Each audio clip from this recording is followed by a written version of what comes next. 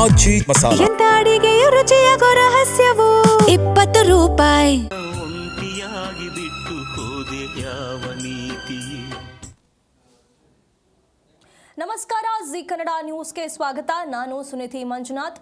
ಮಾಜಿ ಪ್ರಧಾನಿ ಎಚ್.ಡಿ. ದೇವೇಗೌಡರ ಪತ್ನಿ ಚೆನ್ನಮ್ಮ ಅವರು ವಿಧಿವಶರಾಗಿದ್ದಾರೆ. ನಿನ್ನೆ ಸಂಜೆ ಹೃದಯಾಘಾತದಿಂದ ಚೆನ್ನಮ್ಮ ಅವರು ಕೊನೆಯುಸಿರೆಳೆದಿದ್ದಾರೆ. ಹಾಗಾಗಿ ಪದ್ಮನಾಭನಗರ ನಿವಾಸದಲ್ಲಿ ಅವರ ಅಂತಿಮ ದರ್ಶನಕ್ಕೆ ವ್ಯವಸ್ಥೆ ಮಾಡಲಾಗಿದೆ. ನಾಳೆ ಚೆನ್ನಮ್ಮ ಅವರ ಅಂತ್ಯಕ್ರಿಯೆ ನಡೆಸೋದಕ್ಕೆ ನಿರ್ಧಾರ ಮಾಡಲಾಗಿರುವಂಥದ್ದು. ದೊಡ್ಡಗೌಡರ ಕುಟುಂಬದಲ್ಲಿ ದುಃಖ ಮಡುಗಟ್ಟಿರುವಂಥದ್ದು. ಚೆನ್ನಮ್ಮನನ್ನ ಕಳೆದುಕೊಂಡಿರುವಂತಹ ಗೌಡರ ಕುಟುಂಬಸ್ಥರು ಈಗ ದುಃಖದಲ್ಲಿ ಇರುವಂಥದ್ದು. ದಿಢೀರ್ ಅಂತ ಹೇಳಿ ಅವರ ಆರೋಗ್ಯದಲ್ಲಿ ಏರುಪೇರಾಗುತ್ತೆ. ಅವರನ್ನು ಆಸ್ಪತ್ರೆಗೆ ಶಿಫ್ಟ್ ಮಾಡಲಾಗುತ್ತೆ. ಸತತವಾಗಿ ಅವರಿಗೆ ICUನಲ್ಲಿ ಚಿಕಿತ್ಸೆಯನ್ನು ನೀಡಲಾಗ್ತಾ ಇರುತ್ತೆ. ಬೆಂಗಳೂರಿನ ಮಣಿಪಾಲ್ ಆಸ್ಪತ್ರೆಯಲ್ಲಿ ಅವರಿಗೆ 4 ದಿನಗಳಿಂದ ಚಿಕಿತ್ಸೆಯನ್ನು ನೀಡಲಾಗ್ತಾ ಇರುತ್ತೆ. ಆದರೆ ನಿನ್ನೆ ಸಂಜೆ ಹೃದಯಾಘಾತದಿಂದ ಚೆನ್ನಮ್ಮ ಅವರು ವಿಧಿವಶರಾಗಿದ್ದಾರೆ. ಎಚ್.ಡಿ. ದೇವೇಗೌಡರು ಭರವಸೆಯನ್ನ ವ್ಯಕ್ತಪಡಿಸಿದ್ರು. ಚೆನ್ನಮ್ಮ ಅವರು ಹುಷಾರಾಗಿ ಬರ್ತಾರೆ, ಅವರಿಗೆ ದೇವರು ಕಾಪಾಡ್ತಾನೆ ಅನ್ನುವಂಥ ನಂಬಿಕೆಯಲ್ಲಿ ದೇವೇಗೌಡರ ಕುಟುಂಬಸ್ಥರು ಇದ್ರು. ಆದರೆ ನಿನ್ನೆ ಸಂಜೆ ಸುಮಾರು 4:30 ಅಷ್ಟೊತ್ತರಿಗೆ ಅವರಿಗೆ ಹೃದಯಾಘಾತವಾಗಿರುವಂಥದ್ದು. ಹಾಗಾಗಿ ಅವರು ವಿಧಿವಶರಾಗಿದ್ದಾರೆ. ನಿನ್ನೆಯಿಂದ ದೇವೇಗೌಡರು ಭಾರಿ ಭಾವುಕರಾಗಿರುವಂಥದ್ದು. ಕುಟುಂಬಸ್ಥರೆಲ್ಲರೂ ಕೂಡ ಕಣ್ಣೀರಿನಲ್ಲಿ ಕೈ ತೊಳಿತಾ ಇರುವಂಥದ್ದು. ಅಷ್ಟರ ಮಟ್ಟಿಗೆ ದುಃಖ ಮನೆ ಮಾಡಿರುವಂಥದ್ದು. ಕುಟುಂಬಸ್ಥರೆಲ್ಲರೂ ಕೂಡ ಚೆನ್ನಮ್ಮ ಅವರು ಈ ಹಿಂದೆ ಕೂಡ 2001ರಲ್ಲಿ ಆಸಿಡ್ ಅಟ್ಯಾಕ್ ಆದಾಗ ಅಂಥ ಸಂದರ್ಭದಲ್ಲೂ ಕೂಡ ಮತ್ತೆ ಚೇತರಿಸಿಕೊಂಡು ಬಂದಿದ್ರು. ಅಷ್ಟು ಶಕ್ತಿಶಾಲಿ ಅವರು. ಹಾಗಾಗಿ ಈ ಬಾರಿಯೂ ಕೂಡ ಚಿಕ್ಕ ಪುಟ್ಟ ಆರೋಗ್ಯ ಸಮಸ್ಯೆಗಳು ಬರ್ತಾವೆ, ಹುಷಾರಾಗಿ ವಾಪಸ್ ಬರ್ತಾರೆ ಅನ್ನುವ ನಂಬಿಕೆಯಲ್ಲಿ ಕುಟುಂಬಸ್ಥರೆಲ್ಲರೂ ಕೂಡ ಕಾಯ್ತಾ ಇದ್ರು. ಆದರೆ ನಿನ್ನೆ ಸಂಜೆ ಹೃದಯಾಘಾತವಾದಂಥ ಕಾರಣ ಚೆನ್ನಮ್ಮ ಅವರು ವಿಧಿವಶರಾಗಿರುವಂಥದ್ದು. ಈ ಒಂದು ಗೌಡರ ಕುಟುಂಬಕ್ಕೆ ನಂದಾದೀಪವಾಗಿದ್ದಂತಹ ಚೆನ್ನಮ್ಮ ಅವರು ಎಲ್ಲರನ್ನ ಬಿಟ್ಟು ಹೋಗಿದ್ದಾರೆ. ಮೊದಲಿನಿಂದಲೂ ಕೂಡ ದೇವೇಗೌಡರಿಗೆ ಸಪೋರ್ಟ್ ಆಗಿ ನಿಂತಹ ಚೆನ್ನಮ್ಮ ಅವರು ಅವರ ರಾಜಕೀಯ ವಿಷಯಗಳಲ್ಲೂ ಕೂಡ ಎಲ್ಲದಕ್ಕೂ ಕೂಡ ಬೆಂಬಲವನ್ನ ಚೆನ್ನಮ್ಮ ಅವರು ಸೂಚಿಸ್ತಾ ಇದ್ರು. ಸುಮಾರು 70 ವರ್ಷಗಳಿಂದ ಹೆಚ್ಚು ಕಾಲದಿಂದ ದೇವೇಗೌಡರು ಮತ್ತು ಚೆನ್ನಮ್ಮ ಅವರು ಒಟ್ಟಿಗಿರುವಂಥದ್ದು. 1954ರಲ್ಲಿ ಇವರ ಮದುವೆಯಾಗಿತ್ತು. ಅಂದಿನಿಂದ ಇಂದಿನವರೆಗೂ ಕೂಡ ದೊಡ್ಡ ಸಪೋರ್ಟ್ ಸಿಸ್ಟಮ್ ಆಗಿ ದೇವೇಗೌಡರಿಗೆ ಚೆನ್ನಮ್ಮ ಅವರು ಅವರ ಬೆಂಬಲವಾಗಿ ನಿಂತಿದ್ರು. ಎಲ್ಲ ನಿರ್ಧಾರಗಳಲ್ಲೂ ಕೂಡ ಕೈ ಜೋಡಿಸಿದ್ರು. ಆದರೆ ನಿನ್ನೆ ಅವರನ್ನ ಕಳೆದುಕೊಂಡಿರುವಂಥ ದೇವೇಗೌಡರು ಕಂಗಾಲಾಗಿದ್ದಾರೆ. ಮುಂದಿನ ದಿನಗಳು ಅವ್ರಿಗೂ ಕೂಡ ಈಗ ಹಲವಾರು ಆರೋಗ್ಯ ಸಮಸ್ಯೆಗಳಿವೆ. ಇದೆಲ್ಲದರ ನಡುವೆ ಚೆನ್ನಮ್ಮ ಅವರಿಗೆ ಒಬ್ಬ ಸಪೋರ್ಟ್ ಆಗಿದ್ರು. ಈಗ ಅವರನ್ನ ಕಳೆದುಕೊಂಡ ದೇವೇಗೌಡರು ಕಂಗಾಲಾಗಿದ್ದಾರೆ.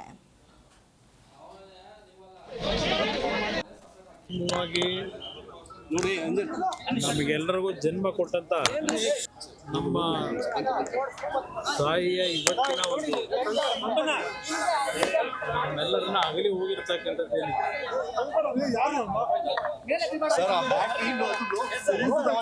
ಮೊದಲಿಂದಲೂ ಅವರ ಒಂದು ಸರಳ ಜೀವನ, ಅತ್ಯಂತ ದೈವ ಭಕ್ತಿಯ ಗುಣಗಳನ್ನು ಏನು ಹೊಂದಿದ್ರು. ನಮ್ಮ ಒಂದು ಕುಟುಂಬದಲ್ಲಿ ನಮ್ಮ ತಂದೆಯ ಒಂದು ಸಂಗಾತಿಯಾಗಿ ಸುಮಾರು 65-70 ವರ್ಷಗಳು ಅವರ ಜೊತೆಯಲ್ಲಿ ಬಾಳದಂಥವ್ರು ಏನಿದ್ದಾರೆ. ಬಹುಶಃ ನಮ್ಮ ತಂದೆಯವರ ಬದುಕಿಗೆ ಅವರ ಜೀವನವನ್ನೇ ತ್ಯಾಗ ಮಾಡಿದರು. ಅದಷ್ಟೇ ಅಲ್ಲ, ನಮಗೆಲ್ಲರಿಗೂ ಜನ್ಮ ಕೊಟ್ಟಂತ ನಮ್ಮ ತಾಯಿಯ ಇವತ್ತಿನ ಒಂದು ನಮ್ಮೆಲ್ಲರನ್ನ ಅಗಲಿ ಹೋಗಿರ್ತಕ್ಕಂಥದ್ದು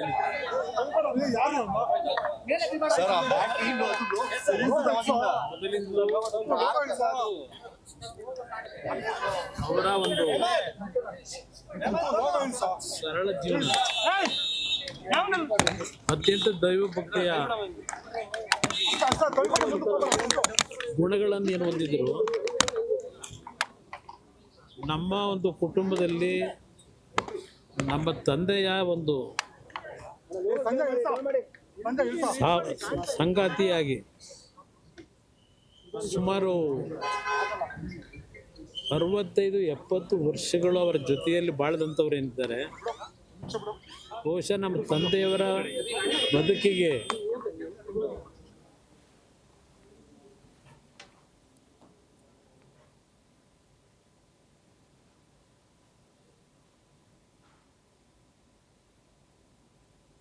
ತನ್ನ ಅರ್ಧಾಂಗಿಯನ್ನ ಕಳೆದುಕೊಂಡಿರುವಂತಹ ದೇವೇಗೌಡರು ಅವರನ್ನ ನೆನೆದು ಭಾವುಕರಾಗಿ ಕಣ್ಣೀರಿಟ್ಟಿದ್ದಾರೆ. ಚೆನ್ನಮ್ಮ ಅವರ ಪಾರ್ಥಿವ ಶರೀರ ಪೆಟ್ಟಿಗೆಗೆ ಮೇಲರಗಿ ಕಣ್ಣೀರಿಟ್ಟಿರುವಂಥದ್ದು, ಪತ್ನಿಯನ್ನ ನೆನೆದು ದುಃಖದಿಂದ ಉಮ್ಮಳಿಸಿ ಕಣ್ಣೀರಿಟ್ಟಿದ್ದಾರೆ HD ದೇವೇಗೌಡರು. ಚೆನ್ನಮ್ಮ ಅವರನ್ನ ನೆನೆದು ಭಾವುಕರಾಗಿ ರೋಧಿಸಿದ್ದಾರೆ ದೇವೇಗೌಡರು. ಪತ್ನಿಯ ಅಗಲಿಕೆಯಿಂದಾಗಿ ನೋವಾಗಿರುವಂತಹ ದೇವೇಗೌಡರು ಅಳ್ತಾ ಇದ್ದಂಥ ವೇಳೆ ಅವರ ಮಗಳು ಶೈಲಜಾ ಏನಿದ್ದಾರೆ ಅವರು ಸಂತೈಸುವಂತಹ ಪ್ರಯತ್ನವನ್ನ ಮಾಡಿದ್ದಾರೆ. ಇದು 1954ರಲ್ಲಿ ಮದುವೆಯಾಗಿ ಇಲ್ಲಿಯವರೆಗೂ ಕೂಡ ತಮ್ಮ ದಾಂಪತ್ಯ ಜೀವನವನ್ನು ಒಳ್ಳೆಯ ರೀತಿಯಲ್ಲಿ ಇಬ್ಬರು ಕೂಡ ನಡೆಸಿಕೊಂಡು ಬಂದಿದ್ರು. ಮೊದಲಿನಿಂದಲೂ ಕೂಡ ದೇವೇಗೌಡರಿಗೆ ಅವರ ಪತ್ನಿಯೇ ಸಾಥ್ ನೀಡಿಕೊಂಡು ಬಂದಿದ್ರು. ಈಗ ನಿನ್ನೆ ಕೂಡ ಅವರು ವಾಪಸ್ ಹುಷಾರಾಗಿ ಬರ್ತಾರೆ ಅನ್ನುವಂಥ ನಂಬಿಕೆಯಲ್ಲಿ ದೇವೇಗೌಡರು ಇದ್ದರು. ಆದರೆ ನಿನ್ನೆ ಸಂಜೆ ಹೃದಯಾಘಾತದಿಂದ ಅವರು ವಿಧಿವಶರಾಗಿರುವಂಥ ಕಾರಣ ಈ ನೋವನ್ನು ತಾಳಲಾರದೆ ದೇವೇಗೌಡರು ಬಿಕ್ಕಿ ಬಿಕ್ಕಿ ಅತ್ತಿದ್ದಾರೆ. ಇಲ್ಲಿ ಆರೋಗ್ಯ ಸಮಸ್ಯೆಯಿಂದ ಬಳಲ್ತಾ ಇದ್ರು. ಕಳೆದ 4 ದಿನಗಳಿಂದ ಅವರಿಗೆ ಚಿಕಿತ್ಸೆಯನ್ನು ನೀಡಲಾಗ್ತಾ ಇತ್ತು ಚೆನ್ನಮ್ಮ ಅವರಿಗೆ. ಆದರೂ ಕೂಡ ಅವರು ಹುಷಾರಾಗಿ ಬರ್ತಾರೆ ಅನ್ನುವಂಥ ನಂಬಿಕೆಯಲ್ಲಿ ದೇವೇಗೌಡರಾಗಲಿ ಅವರ ಕುಟುಂಬಸ್ಥರಾಗಲಿ ಎಲ್ಲರೂ ಕೂಡ ಇದ್ದರು. ಆದರೆ ಈ ರೀತಿಯಾಗಿ ದಿಢೀರ್ ಅಂಥೇಳಿ ಹೃದಯಾಘಾತವಾಗಿ ಅವರು ಎಲ್ಲರನ್ನ ಬಿಟ್ಟು ಹೋಗಿರುವಂಥ ಕಾರಣ ಕುಟುಂಬಸ್ಥರು ಬಿಕ್ಕಿ ಬಿಕ್ಕಿ ನಿನ್ನೆಯಿಂದ ಅಳ್ತಾ ಇರುವಂಥದ್ದು. ಈಗ ಚೆನ್ನಮ್ಮ ಅವರ ಬಗ್ಗೆ ಹೇಳೋದಾದರೆ ಅವರು ದೇವರ ಭಕ್ತರು, ತುಂಬ ದೇವರ ಮೇಲೆ ನಂಬಿಕೆ ಇಟ್ಟಂಥವರು. ನಿನ್ನೆ ಕುಮಾರಸ್ವಾಮಿ ಅವರು ಒಂದು ಮಾತನ್ನು ಹೇಳ್ತಾರೆ. ತಮ್ಮ ತಾಯಿಯ ಬಗ್ಗೆ ಮಾತನಾಡುವಾಗ ಅವರು ದೇವರ ಭಕ್ತಿ ಜಾಸ್ತಿ, ಅವರಿಗೆ ತಾವು ನಂಬಿರುವಂಥ ದೇವರು ಅವರ ಕೈ ಹಿಡಿತಾರೆ ಅಂತ ಹೇಳಿದರು. ಆ ಒಂದು ನಂಬಿಕೆಯೇ ಸುಳ್ಳಾಗಿ ಹೋಗಿದೆ. ದೇವರು ಕೈ ಹಿಡಿತಾರೆ, ವಾಪಸ್ ಹುಷಾರಾಗಿ ಬರ್ತಾರೆ ಅನ್ನುವಂಥ ನಂಬಿಕೆಯೇ ಸುಳ್ಳಾಗಿರುವಂಥದ್ದು. ಹಾಗಾಗಿ ಈ ಒಂದು ಆತಂಕ, ಈ ಒಂದು ದುಃಖ ಸಂಪೂರ್ಣವಾಗಿ ದೊಡ್ಡ ಗೌಡರ ಮನೆಯಲ್ಲಿ ನಿರ್ಮಾಣವಾಗಿರುವಂಥದ್ದು. ದೊಡ್ಡ ಗೌಡರ ಮನೆಗೆ ಒಂದು ಬೆಂಬಲ, ಒಂದು ಶಕ್ತಿಯಾಗಿದ್ದಂಥ ಚೆನ್ನಮ್ಮ ಅವರನ್ನು ಕಳೆದುಕೊಂಡು ಕುಟುಂಬಸ್ಥರೆಲ್ಲರೂ ಕೂಡ ಕಂಗಾಲಾಗಿದ್ದಾರೆ. ಇವರ ಸಪೋರ್ಟರ್ಸ್ ಏನಿದ್ದಾರೆ, ಇವರ ಕಾರ್ಯಕರ್ತರಾಗಲಿ, ಇವರ ಆಪ್ತರಾಗಲಿ ಎಲ್ಲರೂ ಕೂಡ ಚೆನ್ನಮ್ಮ ಅವರ ಬಗ್ಗೆ ಹೇಳೋದೊಂದೇ ಮಾತು. ಅವರು ಮಾಜಿ ಪ್ರಧಾನಿ ಅವರ ಪತ್ನಿ, ಮಾಜಿ ಮುಖ್ಯಮಂತ್ರಿಗಳ ಪತ್ನಿ, ಹಾಗೆ ಅವರ ಮಗ ಕೂಡ ಮುಖ್ಯಮಂತ್ರಿ ಆದಂಥವರು, ಅವರ ಮೊಮ್ಮಗ ಸಂಸದರಾದಂಥವರು. ಇಷ್ಟೆಲ್ಲ ಇದ್ರೂ ಕೂಡ ಎಂದಿಗೂ ಕೂಡ ಅವರು ಒಂದು ದಿನವೂ ಕೂಡ ಅಹಂ ತೋರಿದವರಲ್ಲ, ಸೊಕ್ಕು ತೋರಿದವರಲ್ಲ. ತುಂಬ ಸರಳವಾಗಿ ಜೀವನವನ್ನು ನಡೆಸ್ಕೊಂಡು ಬಂದಿದ್ದಾರೆ. ಮನೆಗೆ ಯಾರೇ ಬಂದರೂ ತುಂಬ ವಿನಯದಿಂದ, ಪ್ರೀತಿಯಿಂದ ಮಾತನಾಡಿಸ್ತಿದ್ರು. ಎಲ್ಲರಿಗೂ ಕೂಡ ತಮ್ಮ ಮಕ್ಕಳಂತೆ ಟ್ರೀಟ್ ಮಾಡ್ತಿದ್ರು. ತಾವೇ ಖುದ್ದಾಗಿ ಬಂದು ಊಟವನ್ನು ಬಡಿಸುವಷ್ಟು ಸರಳವಾದಂಥ ಜೀವನವನ್ನು ಚೆನ್ನಮ್ಮ ಅವರು ನಡೆಸ್ಕೊಂಡು ಬಂದಿದ್ದಾರೆ ಅಂತ ಹೇಳಿ ಅವರ ಆಪ್ತರು ಹೇಳಿಕೊಂಡು ಬಂದಿರುವಂಥದ್ದು. ಇಲ್ಲಿ ಮಾಜಿ ಪ್ರಧಾನಿ HD ದೇವೇಗೌಡರ ಪತ್ನಿ ಚೆನ್ನಮ್ಮ ಅವರು ವಿಧಿವಶರಾಗಿದ್ದಾರೆ. ಅವರ ಅಂತಿಮ ದರ್ಶನಕ್ಕೆ ಅವರ ಪದ್ಮನಾಭ ನಗರ ನಿವಾಸದಲ್ಲಿ ಸಿದ್ಧತೆಗಳಾಗಿರುವಂಥದ್ದು. ದೇವೇಗೌಡರ ನಿವಾಸದಲ್ಲಿ ಎಲ್ಲ ಸಿದ್ಧತೆಗಳು ನಡೆದಿವೆ. ಈಗಾಗಲೇ ಅವರ ಪೂಜಾ ವಿಧಿವಿಧಾನಗಳು ಕುಟುಂಬಸ್ಥರು ನೆರವೇರಿಸ್ತಾ ಇರುವಂಥದ್ದು. ಕೆಲವೊಂದಿಷ್ಟು ಪೂಜಾ ವಿಧಿವಿಧಾನಗಳಿರ್ತವೆ. ಅವುಗಳೆಲ್ಲವನ್ನೂ ಕೂಡ 9 ಗಂಟೆಯವರೆಗೂ ಕೂಡ ಪದ್ಮನಾಭ ನಗರದಲ್ಲಿ ಕುಟುಂಬಸ್ಥರು ನೆರವೇರಿಸ್ತಾರೆ. ಅದಾದ ಬಳಿಕ ಸಾರ್ವಜನಿಕರಿಗೆ, ಗಣ್ಯರಿಗೆ ಅಂತಿಮ ದರ್ಶನಕ್ಕೆ ವ್ಯವಸ್ಥೆ ಮಾಡಲಾಗಿರುವಂಥದ್ದು. ದೇವೇಗೌಡರ ಮನೆಯ ಬಳಿ ಇರುವಂತಹ ಮೈದಾನದಲ್ಲಿ ಎಲ್ಲ ವ್ಯವಸ್ಥೆಗಳಾಗ್ತಾ ಇವೆ. ಇಲ್ಲಿ ಮನೆಯಲ್ಲಿ ಇವೆಲ್ಲ ವಿಧಿವಿಧಾನಗಳೆಲ್ಲವೂ ಕೂಡ ನೆರವೇರಿದ ಬಳಿಕ ಅವರನ್ನು ದೇವೇಗೌಡರ ಮನೆಯ ಬಳಿ ಇರುವಂಥ ಮೈದಾನಕ್ಕೆ ಶಿಫ್ಟ್ ಮಾಡಲಾಗುತ್ತೆ. ಅಲ್ಲಿ ಎಲ್ಲರಿಗೂ ಕೂಡ ದರ್ಶನಕ್ಕೆ ವ್ಯವಸ್ಥೆಯನ್ನು ಮಾಡಲಾಗುವಂಥದ್ದು. ಈಗ ಮನೆಗೆ ಹಲವರು ಬಂದು ದರ್ಶನವನ್ನು ಪಡೆದಿದ್ದಾರೆ. ಗಣ್ಯರೆಲ್ಲರೂ ಕೂಡ ಮನೆಗೆ ಬಂದು ದರ್ಶನವನ್ನು ಪಡೆದಿದ್ದಾರೆ. ಇನ್ನು ಉಳಿದಂಥವರೇನಿದ್ದಾರೆ, ಯಾರೆಲ್ಲ ಬರಲಿದ್ದಾರೆ ಅವರೆಲ್ಲರೂ ಕೂಡ ಮೈದಾನದಲ್ಲಿ ಅವರ ಅಂತಿಮ ದರ್ಶನವನ್ನು ಪಡೆಯಬಹುದು. ಬೆಳಗ್ಗೆ 11:30ರವರೆಗೆ ಅವರ ಸಾರ್ವಜನಿಕ ದರ್ಶನಕ್ಕೆ ಅವಕಾಶವನ್ನು ಮಾಡಿಕೊಡಲಾಗುತ್ತೆ. ಸದ್ಯ ಅವರನ್ನ ಆಸ್ಪತ್ರೆಯಿಂದ ಅವರ ಮನೆಗೆ ಕರೆದೊಯ್ಯಲಾಗಿದೆ. ಮನೆಯಲ್ಲಿ ಅಂತಿಮ ವಿಧಿವಿಧಾನಗಳನ್ನು ನೆರವೇರಿಸಲಾಗುತ್ತೆ. ಇಲ್ಲಿ ಪೂಜಾ ಕೈಕರ್ಯಗಳಿರ್ತವೆ. ಎಲ್ಲವನ್ನ ಕುಟುಂಬಸ್ಥರು ನೆರವೇರಿಸಿದ ಬಳಿಕ ಈಗ ಮೈದಾನಕ್ಕೆ ಶಿಫ್ಟ್ ಮಾಡಲಾಗುತ್ತೆ. ಈಗಾಗಲೇ ಗಣ್ಯರೆಲ್ಲರೂ ಕೂಡ ಬಂದು, ಹಾಗೆ ಸಾರ್ವಜನಿಕರಿಗೆ ವ್ಯವಸ್ಥೆ ಮಾಡಲಾಗಿದೆ. ಗಣ್ಯರು ಅವರ ಮನೆಗೆ ಬಂದು ಅವರ ಅಂತಿಮ ದರ್ಶನವನ್ನು ಪಡಿತಾ ಇರುವಂಥದ್ದು. ಇದಾದ ಬಳಿಕ 9 ಗಂಟೆಯ ನಂತರ ಅವರನ್ನು ಮೈದಾನ, ದೇವೇಗೌಡರ ಮನೆಯ ಬಳಿ ಇರುವಂಥ ಮೈದಾನಕ್ಕೆ ಶಿಫ್ಟ್ ಮಾಡಲಾಗುತ್ತೆ. ಅಲ್ಲಿ ಎಲ್ಲರೂ ಕೂಡ ಬಂದು ಅವರ ಅಂತಿಮ ದರ್ಶನವನ್ನು ಪಡೆಯುವಂಥ ಅವಕಾಶವನ್ನು ಕಲ್ಪಿಸಲಾಗ್ತಾ ಇದೆ. ಹಾಗೆ ಇಂದು ತವರು ಜಿಲ್ಲೆ ಅವರ ತವರು ಜಿಲ್ಲೆಗೆ ಚೆನ್ನಮ್ಮ ಅವರ ಪಾರ್ಥಿವ ಶರೀರವನ್ನು ಶಿಫ್ಟ್ ಮಾಡಲಾಗುತ್ತೆ ಅಂತ ಹೇಳಲಾಗ್ತಾ ಇರುವಂಥದ್ದು. ಹೊಳೆ ನರಸೀಪುರದ ಹರದಹಳ್ಳಿಯಲ್ಲಿ ನಾಳೆ ಅಂತ್ಯಕ್ರಿಯೆ ನಡೆಯುತ್ತೆ ಅನ್ನುವಂಥ ಮಾಹಿತಿ ಬರ್ತಾ ಇರುವಂಥದ್ದು. ಮಧ್ಯಾಹ್ನದಿಂದ ನಾಳೆ ಬೆಳಗ್ಗೆಯವರೆಗೆ, ಅಂದರೆ ಇಂದು ಮಧ್ಯಾಹ್ನದಿಂದ ನಾಳೆ ಬೆಳಗ್ಗೆಯವರೆಗೆ ಸಾರ್ವಜನಿಕ ದರ್ಶನಕ್ಕೆ ಅವಕಾಶವನ್ನು ಮಾಡಿಕೊಡಲಾಗುತ್ತೆ. ಅದಾದ ಬಳಿಕ ಅವರ ಅಂತ್ಯಕ್ರಿಯೆ ನೆರವೇರುತ್ತೆ. ಹೊಳೆ ನರಸೀಪುರ ಪಟ್ಟಣದಲ್ಲೂ ಕೂಡ ಸಾರ್ವಜನಿಕ ದರ್ಶನಕ್ಕೆ ವ್ಯವಸ್ಥೆಯನ್ನು ಮಾಡಲಾಗ್ತಾ ಇದೆ. ಎಚ್.ಡಿ. ದೇವೇಗೌಡರ ಹುಟ್ಟೂರು ಹರದನಹಳ್ಳಿಗೆ ಚೆನ್ನಮ್ಮ ಅವರ ಮೃತದೇಹವನ್ನು ರವಾನೆ ಮಾಡಲಾಗುತ್ತೆ. ಬೆಂಗಳೂರಿನಿಂದ ಸುಮಾರು 11 ಗಂಟೆಗೆ ಇವರ ಪಾರ್ಥಿವ ಶರೀರವನ್ನು ಶಿಫ್ಟ್ ಮಾಡುವಂತಹ ಸಾಧ್ಯತೆ ಇರುವಂಥದ್ದು. ಬೆಂಗಳೂರಿನಿಂದ ಹೊಳೆ ನರಸೀಪುರಕ್ಕೆ ಚೆನ್ನಮ್ಮ ಅವರ ಅಂತಿಮ ಯಾತ್ರೆಯನ್ನು ನಡೆಸಲಾಗುತ್ತೆ. ಅಂತಿಮ ಯಾತ್ರೆ ಸಾಗುವ ಮಾರ್ಗ ನಮ್ಮ ಜಿ ಕನ್ನಡ ನ್ಯೂಸ್ಗೆ ಲಭ್ಯವಾಗಿರುವಂಥದ್ದು. ಬೆಳಗ್ಗೆ 11:05ಕ್ಕೆ ಬೆಂಗಳೂರಿನಿಂದ ಹೊಳೆ ನರಸೀಪುರಕ್ಕೆ ರವಾನೆ ಮಾಡಲಾಗುತ್ತೆ. Nelamangala cross, Soluru cross, Maruru hand post, ಹಾಗೆ Kunigal cross, Belluru cross, Kadaballi cross, Hiresave cross, Channarayapatna, ಹಾಗೆ Yaliyuru, Shantigrama, Boonahalli cross, Hassan dairy circle, NR circle, Mosale Hosahalli, ಹಾಗೆ ಈ ರೀತಿಯಾಗಿ ಈ ಒಂದು ರೂಟ್ನಲ್ಲಿ ಹೋಗುವ ಮೂಲಕ ಹಾಸನದ ಹೊಳೆ ನರಸೀಪುರಕ್ಕೆ ಚೆನ್ನಮ್ಮ ಅವರ ಅಂತಿಮ ಯಾತ್ರೆಯನ್ನು ನೆರವೇರಿಸಲಾಗುತ್ತೆ. ಅದಾದ ಬಳಿಕ ಹೊಳೆ ನರಸೀಪುರದಲ್ಲಿ ಇರುವಂಥ ರೇವಣ್ಣ ಅವರ ಮನೆಗೆ ಅವರ ಪಾರ್ಥಿವ ಶರೀರವನ್ನು ಕೊಂಡೊಯ್ಯಲಾಗುತ್ತೆ. ಅಲ್ಲಿ ಅಂತಿಮ ದರ್ಶನಕ್ಕೆ ಮತ್ತೊಮ್ಮೆ ಅವಕಾಶವನ್ನು ಮಾಡಿಕೊಡಲಾಗುತ್ತೆ. ಇಂದು ಮಧ್ಯಾಹ್ನದಿಂದ ನಾಳೆ ಮಧ್ಯಾಹ್ನದವರೆಗೆ ಇಲ್ಲಿ ಅವಕಾಶವನ್ನು ಮಾಡಿಕೊಡಲಾಗುತ್ತೆ. ಅದಾದ ಬಳಿಕ ಅವರ ಅಂತ್ಯಕ್ರಿಯೆಯನ್ನು ನೆರವೇರಿಸಲಾಗುತ್ತೆ. ದೇವೇಗೌಡರ ಹುಟ್ಟೂರಿಗೆ ಇವರ ಪಾರ್ಥಿವ ಶರೀರವನ್ನು ರವಾನೆ ಮಾಡಿದ ಬಳಿಕ ಸಾರ್ವಜನಿಕ ದರ್ಶನಕ್ಕೆ ಅವಕಾಶವನ್ನು ಮಾಡಿಕೊಡಲಾಗುತ್ತೆ. ಅದಾದ ಬಳಿಕ ನಾಳೆ ಇವರ ಅಂತ್ಯಕ್ರಿಯೆ ನೆರವೇರುತ್ತೆ ಅನ್ನುವಂಥ ಮಾಹಿತಿ ಬರ್ತಾ ಇರುವಂಥದ್ದು. ಹಾಗಾಗಿ ಎಲ್ಲ ಸಿದ್ಧತೆಗಳನ್ನು ಈಗಾಗಲೇ ಮಾಡಿಕೊಳ್ಳಲಾಗ್ತಾ ಇದೆ. ಎಚ್.ಡಿ. ರೇವಣ್ಣ ಅವರ ನಿವಾಸದಲ್ಲಿ ದರ್ಶನಕ್ಕೆ ಅವಕಾಶ ಮಾಡಿಕೊಡೋದಕ್ಕೆ ಎಲ್ಲ ಸಿದ್ಧತೆಗಳು ನಡೆಯುವಂಥದ್ದು. ಬೆಳಗ್ಗೆ 7ರಿಂದ 9:30ರವರೆಗೆ ಅಂತಿಮ ದರ್ಶನಕ್ಕೆ ಅವಕಾಶವನ್ನು ಮಾಡಿಕೊಡಲಾಗುತ್ತೆ. ನಾಳೆ ಸಂಜೆ 4:15ಕ್ಕೆ ಮಾವಿನಕೆರೆಯಲ್ಲಿ ಅಂತ್ಯಕ್ರಿಯೆ ನಡೆಯುತ್ತೆ ಅಂತ ಹೇಳಲಾಗ್ತಾ ಇರುವಂಥದ್ದು. ಒಕ್ಕಲಿಗ ಸಂಪ್ರದಾಯದಂತೆ ಚೆನ್ನಮ್ಮ ಅವರ ಅಂತಿಮ ವಿಧಿವಿಧಾನಗಳು ನೆರವೇರುತ್ತೆ. ಎಚ್.ಡಿ. ದೇವೇಗೌಡರ ಪತ್ನಿ ಚೆನ್ನಮ್ಮ ಅವರು ವಿಧಿವಶ ಹಿನ್ನೆಲೆ ಈ ರೀತಿಯಾದಂಥ ಸಿದ್ಧತೆಗಳಾಗಿರುವಂಥದ್ದು. ರೇವಣ್ಣ ನಿವಾಸದ ಎದುರು ಪಾರ್ಥಿವ ಶರೀರದ ಅಂತಿಮ ದರ್ಶನಕ್ಕೆ ನಾಳೆ ಮತ್ತು ಇವತ್ತಿನ ಮಧ್ಯಾಹ್ನದಿಂದ ನಾಳೆ ಬೆಳಗ್ಗೆಯವರೆಗೆ ಅವಕಾಶವನ್ನು ಮಾಡಿಕೊಡಲಾಗುತ್ತೆ. ಗಣ್ಯರು, ರಾಜಕೀಯ ಮುಖಂಡರು, ಜನರು ಎಲ್ಲರೂ ಕೂಡ ಭಾಗಿಯಾಗುವಂಥ ಹಿನ್ನೆಲೆ ಈ ಎಲ್ಲ ವ್ಯವಸ್ಥೆಗಳು ಈಗಾಗಲೇ ಮಾಡಿರುವಂಥದ್ದು. ಸಂಚಾರ ಮಾರ್ಗದಲ್ಲಿ ಬದಲಾವಣೆ ಮಾಡಿ ಜಿಲ್ಲಾಡಳಿತ ಆದೇಶವನ್ನು ಹೊರಡಿಸಿರುವಂಥದ್ದು. ಹೊಳೆ ನರಸೀಪುರದಲ್ಲಿ ವಾಹನ ದಟ್ಟಣೆ ತಪ್ಪಿಸೋದಕ್ಕೆ ಈ DC ಕ್ರಮವನ್ನು ಕೈಗೊಂಡಿರುವಂಥದ್ದು.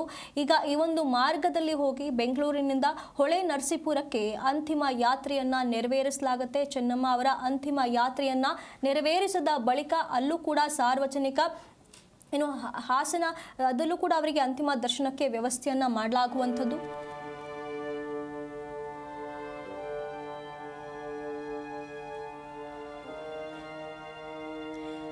ಎಚ್.ಡಿ. ದೇವೇಗೌಡರ ಪತ್ನಿ ಚೆನ್ನಮ್ಮ ಅವರು ವಿಧಿವಶ ಹಿನ್ನೆಲೆ ರೇವಣ್ಣ ಅವರ ನಿವಾಸದ ಎದುರು ಪಾರ್ಥಿವ ಶರೀರದ ಅಂತಿಮ ದರ್ಶನಕ್ಕೆ ವ್ಯವಸ್ಥೆಯನ್ನ ಮಾಡಲಾಗ್ತಾ ಇರುವಂಥದ್ದು.